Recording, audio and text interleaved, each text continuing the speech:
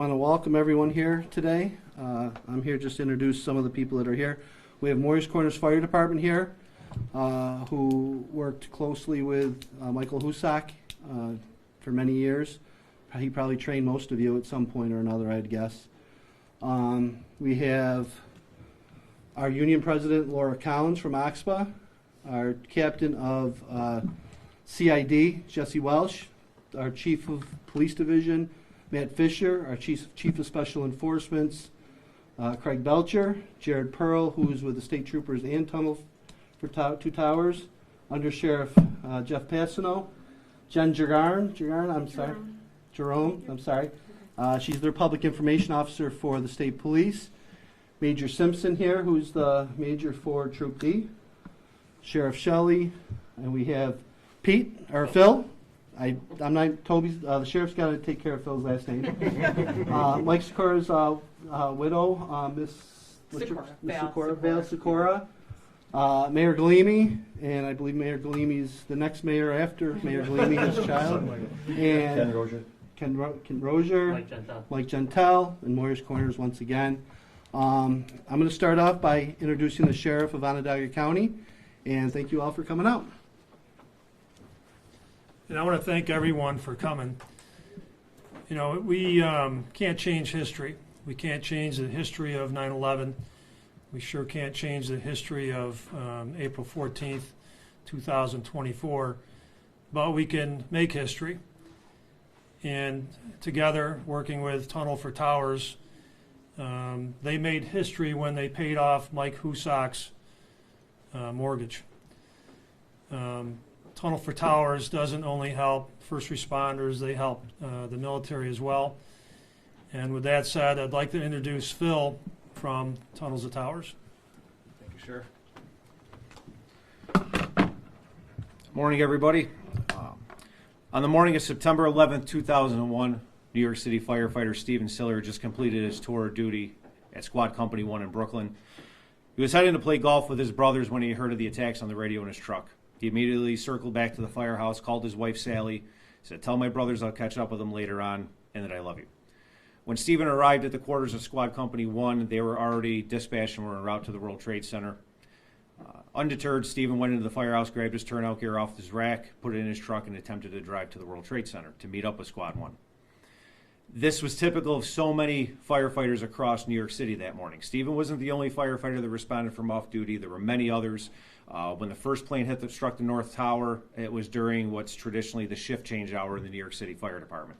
So many of the companies that day pulled out of the firehouse riding heavy, riding with more personnel than what they would typically pull out of the firehouse with. And that also contributed to the loss of life when both towers collapsed. So Stephen attempted to drive to the World Trade Center, got to the entrance to the Brooklyn Battery Tunnel, discovered that, for obvious reasons, for security, that the tunnel was closed. Stephen abandoned his vehicle, put on all of his personal protective equipment, ran through the 2-mile-long tunnel up into Lower Manhattan, up to the South Tower. It is believed that he did meet up with the other members of Squad Company 1, and unfortunately all of them perished in the collapse of the South Tower. As a way for the Siller family to turn something good out of such a major national tragedy, they were trying to come up with a way to honor not only Stephen, but all of the other first responders that were killed on 9/11 attempting to help others. A family friend gave him the idea, why don't you do a 5K run and walk? It can be the Follow the Footsteps run, following Stephen's final footsteps from the entrance of the Brooklyn Battery Tunnel all the way into Lower Manhattan and finishing at the World Trade Center. As everyone can imagine, trying to logistically undertake an event such as that, closing down the Brooklyn Battery Tunnel and using the area around the World Trade Center only a year after the attacks was a heavy lift. But the Siller family were committed, and they were actually able to accomplish that in September of 2002. The first event had approximately 1,200 people. That event continues today and has over 40,000 people participating annually. Has become one of the largest 5K runs and walks in the country. And that is also what has inspired 70 other runs and climbs across the country, including the one here in Central New York. So all of the money that the foundation raises goes to support the families of fallen first responders who leave behind a wife and children.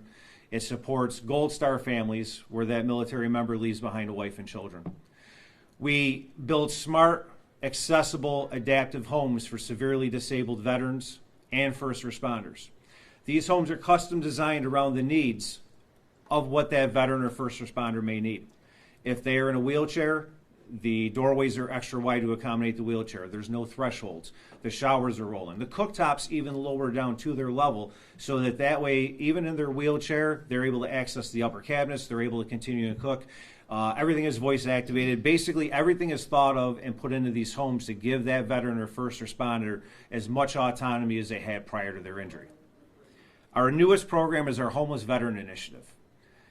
What we started out with doing was buying existing apartment buildings and hotels, completely renovating them over, and then turning them over to an organization such as U.S. Vets to provide the supportive care for our veterans. Most recently, in June of this year, we announced that we were building the first ever homeless veterans facility in the Buffalo area, and we were building that from the ground up. Again, this program doesn't just put a roof over our veterans' heads. It also gives them the necessary tools and resources so that they can thrive. To date, here in New York State, there have been 69 fallen first responder recipients that have received mortgage-free homes. There have been 12 Gold Star family recipients, and there have been 12 smart homes built and delivered across New York State. 3 of them are actually right here in the central New York area, in the outskirts of both Syracuse and Binghamton. In the last year alone, there were 3 fallen first responder recipients. Buffalo firefighter Jason Arno was killed in a backdraft explosion in downtown Buffalo in March of 2023. NYPD officer Jonathan Diller in March of this year. And then, as everyone's well aware, Onondaga County Sheriff's Lieutenant Michael Husak shot and killed in the line of duty along with Syracuse police officer Michael Jensen. The reason why we hold these events is not only to have money for our programs, but we need the money in reserve so when something tragically happens, we can respond quickly and accordingly. A week after the tragic events in Salina, 4 police officers outside of Charlotte, North Carolina were shot and killed in the line of duty. All 4 left behind a wife and children. That same week, the Tunnel to Towers Foundation notified those families that we were taking care of all 4 of those mortgages as well. So that's the importance of all of our fundraising, all of our events across the country, to make sure that when something tragic does happen, we can react accordingly and quickly. One of the families here in Central New York who we supported are Valerie and Jack Sikora. That is the wife and son of New York State Police Sergeant Jeff Sikora. Jeff was part of the New York State Police detail assigned immediately after the September 11th attacks to aid in the search and recovery efforts at the World Trade Center. Sergeant Sikora was diagnosed with 9/11 related illness, and he entered into disability retirement from the New York State Police in 2017 after 24 years of service. Sadly, Sergeant Sikora passed away from his illness on August 10th of 2019. The Tunnel to Towers Foundation presented Valerie and Jack with a mortgage-free home on April 14th, 2022. Excuse me.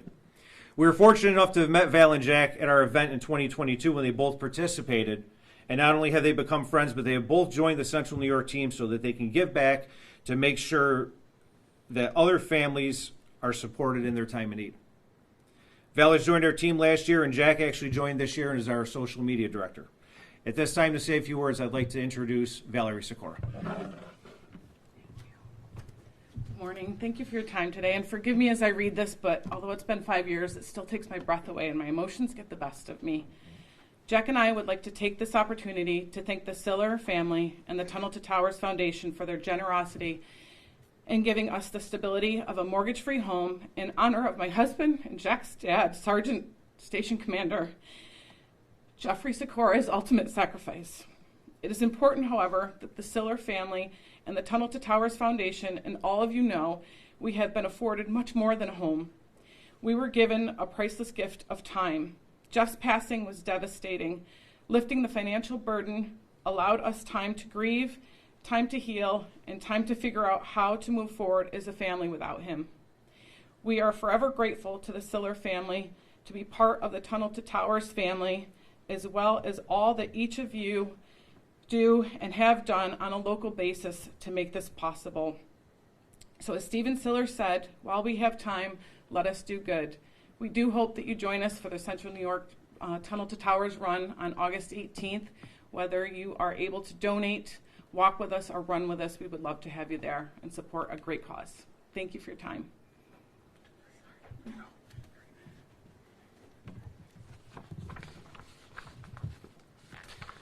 So as Val mentioned, the events on the Central New York 5K Run and Walk, it started in 2021 as the Utica Tunnel to Towers event. What we noticed from the first year is we started getting a lot of involvement from not only the Syracuse area, but the Watertown, the Binghamton area, and even as far east as Albany. Our first year was about 420 participants. Last year was our first year as a Central New York event. We made this a regional event, so it's the Tunnel to Towers Foundation event for all of Central New York, encompassing Watertown, Binghamton, Syracuse, Utica, and points east out toward Albany. It is Sunday morning, August 18th. The event itself starts at 9 a.m. There'll be a brief opening ceremony prior. The finish line is on Genesee Street in downtown Utica. There will be a lot to see along the course. We line the course with signs recognizing all 408 first responders that were killed on 9/11.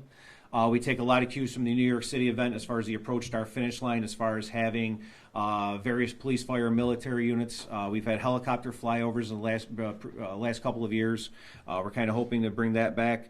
But the important thing is it's an event that everybody can recognize and honor not only the sacrifices that have already been that have already occurred, but obviously as time goes by, there will unfortunately be other first responders that will give their life in the line of duty, first responders and members of the military. At the event, there will be live entertainment at both the start and finish lines. Of course, we have plenty of visuals along the course. But again, the important thing is that this is not only to raise money, but also remember and honor those who have made the ultimate sacrifice. Afterwards, we'll have an after party at the Celtic Harp, 805 Varick Street in Utica. At this event, the after party, usually it's just a gathering for all of our volunteers and participants. The Moyers Corners Fire Department has stepped up, and they are going to be doing basket raffles, 50-50s. They're going to be doing a lot of fundraisers at the after party, with all proceeds being going to both the Husak and Jensen families. So we definitely encourage not only people to come to the event itself, but also to the after party as well. As far as to register for details on the event, the runsignup.com webpage, you can search Tunnel to Towers Central NY, and then also on Facebook and Instagram, Tunnel to Towers Central NY. Again, this is not just a competitive race. It's a run and a walk, so we have people who are competitive runners that will run it for speed. We have families that will walk it together. All right. This is not a competitive race in the sense of what would be the Boilermaker Road Race or the Mountain Goat. It's definitely something that entire families can do together. We also encourage area police departments, fire departments, military groups. Each year we have about 30 to 35% of our participants that will actually race, run or walk in uniform. And that's also typical of, if you see the New York City event, what takes place. Since the beginning, the Run Walk has been hosted by the Utica Roadrunners. We are happy to announce the continued support of also the City of Utica, returning as a co-sponsor this year. To say a few words, I'd like to introduce the Mayor of Utica, Mike Leamy. Good afternoon. I'm here representing Utica, New York as the mayor. I also have my son here, Michael Galimi. The Tunnel to Towers race is something that did, in our area start in Utica, New York, but it's grown into the Central New York Tunnel to Towers 5K run and walk. I'm here today to ask everyone to come to our hometown, Utica, New York, to support this organization. Because of something very special to those that do serve, both as first responders and in the many branches of military for the U.S. It speaks to the stability and support that they either provide in part or solely provide, those first responders provide to their families, those veterans, those that lose their lives in the line of duty, provide to their families. This organization has origins at 9/11, but it's grown to do so much more, and what it truly does is fulfill the support that those families have lost. It fulfills the stability that those families have lost, and it's even grown to fulfill the stability and support that people who are severely wounded and disabled in the line of duty cannot provide for themselves any longer. So please, come to Utica, New York, August 18th It is the Tunnel to Towers Run and Walk. Obviously, Phil has given you a lot of the details, but even if you go to the nationalt2t.org, you can look at all the national events. You could see all of those 70-plus run and walks that are across the country. Utica, New York is listed as one of those. You can access the run sign up. You could sign up anyways. As the mayor of Utica, I will be running as well, supporting the event. And something close to home, my father-in-law, Joe Christensen, who is a veteran. This catches the eye of so many veterans, so many first responders, and they support this organization for these very wholesome reasons. He just recently passed. His wishes were to have the in lieu of at his wake donated to Tunnel to Towers. So this is something that is not just supported by the community, the nation, but those that may need these very services in unfortunately the very near future as we move forward. So thank you, and everyone, Tunnel to Towers, CNY 5K Run and Walk, Utica, New York, you're all invited. Thank you. Thank you, Mayor. With that being said, one other thank you I'd like to put out is to the Oneida County Sheriff's Department, Sheriff Rob Mashel and Chief Deputy John Owens. Since the inception of the event in Utica and Oneida County, they've been instrumental in supporting us logistically in conjunction with the City of Utica Fire Department, and the Utica Police Department. Also like to recognize the New York State Police. One of my team members, Jared Pearl, is with the State Police. We have the Major Simpson here with us as well. State Police has been a huge supporter of the foundation. We couldn't do it without all these different organizations helping out. And then last but not least, for bringing us out here today and allowing us this audience in the Syracuse area, Sheriff Shelley for allowing us to hold this press conference and help share what the Tunnel to Towers Foundation does and how we help not only our military, our veterans, but also our first responders. So with that being said, hope to see everybody on August 18th, and thank you for your time. Does anyone from the media have any questions?